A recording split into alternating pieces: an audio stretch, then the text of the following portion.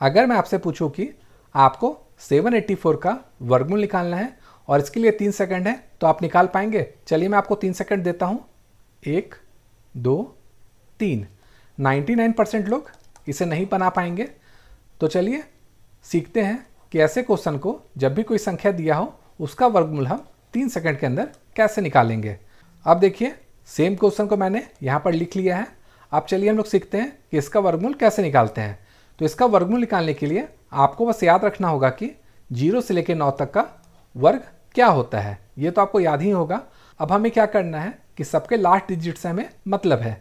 इसका मतलब पहला जो 4 है उसमें एक ही डिजिट है, लेकिन 4 से 9 के बीच में क्या है, 2 डिजिट है।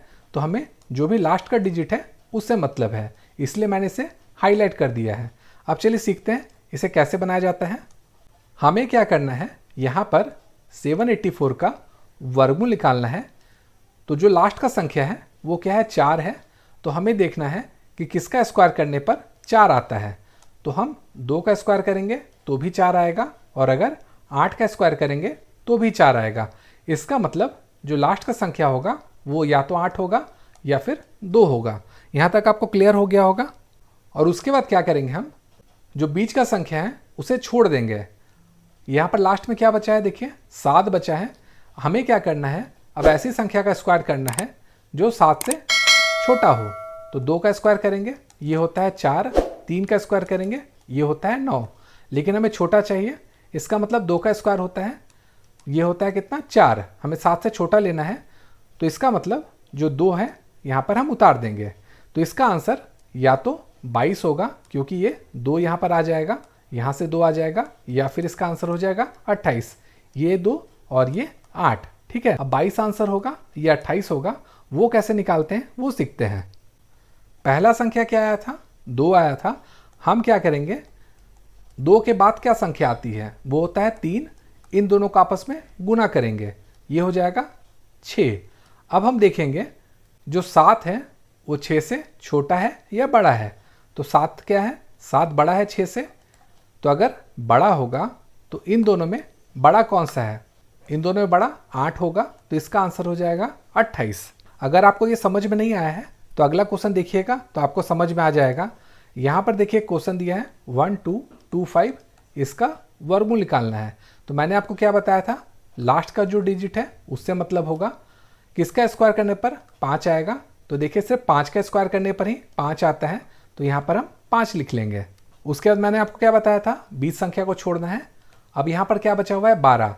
तो आप क्या करेंगे, वर्ग कीजिए 12 से कम हो।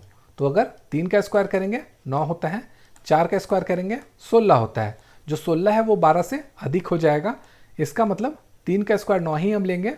तो यहाँ पर किसका स्क्वायर हो रहा है, 3 का हो रहा है। तो ये 3 यहाँ पर आ जाएगा और इसका आंसर हो जाएगा 35। अगर यहाँ पर 2 संख्या का स्क्वायर सेम आता तब हम क्या करते, इस 3 में 1 जोड़ देते, ये हो जाता 12। और उसके बाद हम कंपेयर करते कि ये 12 से अधिक है या कम है, उसके हिसाब से इसे बनाना पड़ता। लेकिन यहाँ पर सिर्फ एक ही संख्या आ रही है, इसलिए इन दोनों को मर्ज कर देंगे। इसका आंसर हो जाएगा 35। एक और एग्जाम्पल मैं आपको समझा देता हूँ। मान लीजिए 729 है, इसका वर्गमूल निकालना है। तो हम क्या करेंगे, जो 9 है वो देखेंगे किसका स्क्वायर होता है।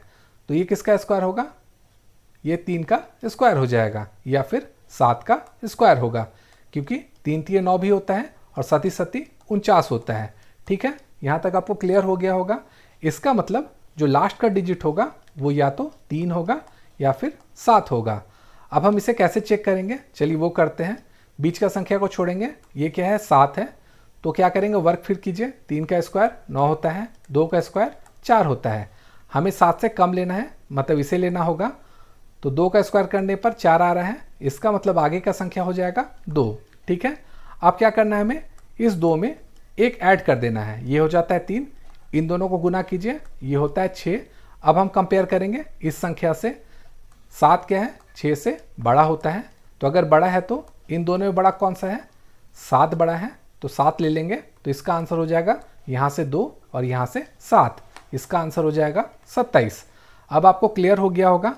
अब देखिए यहाँ पर एक क्वेश्चन दिया हुआ है, इसका आंसर मैं नहीं बताऊंगा, इसे आपको सॉल्व करना है। और जो भी आंसर आएगा वो कमेंट कीजिएगा। और वीडियो अगर आपको पसंद आई है तो वीडियो को लाइक तथा शेयर जरूर कीजिएगा, साथ ही साथ मेरे चैनल को सब्सक्राइब भी कर लीजिएगा।